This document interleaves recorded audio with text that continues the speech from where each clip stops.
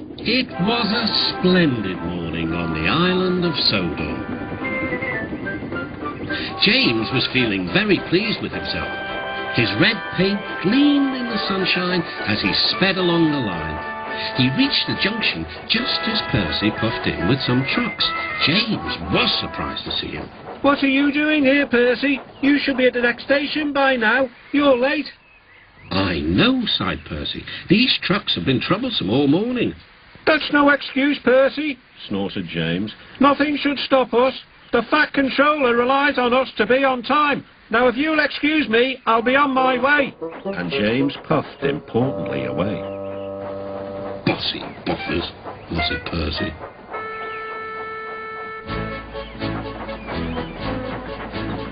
James arrived at the harbour. It was market day. The harbour yard was filled with the sweet smell of fruit from faraway lands. The fruit was delivered in big ships. James watched as strawberries, oranges, melons and bananas were carefully loaded into his trucks.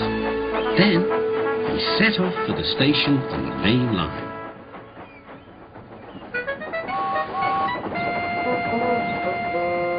On the way, he met Thomas. Really reliable. That's me, panted James proudly. Pity the same can't be said for Percy. Peep, peep. Goodbye. What was that about? Gasped Annie and Clarabelle. That was trouble. Trouble for James. Just wait and see. Percy was back in the yard and busy shunting. He had the trucks in good order and was making up for lost time. But the station master had bad news.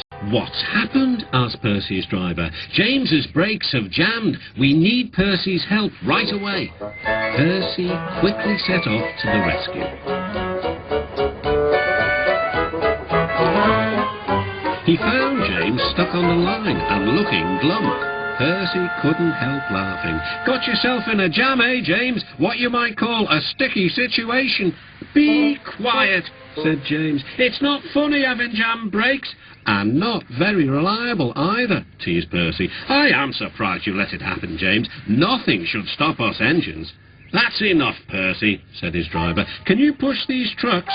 Of course I can, whistled Percy. There's no time to lose. James has done too much of that already. James angrily hissed steam as Percy was coupled to the trucks. Off we go, said Percy. I'll have to go fast to get there in time. These big engines are so unreliable.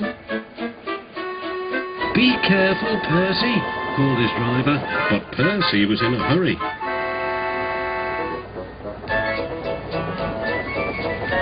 He didn't see that the points had failed and that he had been diverted into a siding. Look out, Percy, shouted his driver and applied the brakes. But it was too late. The driver and the fireman had jumped clear, but squashed fruit squirted all over Percy.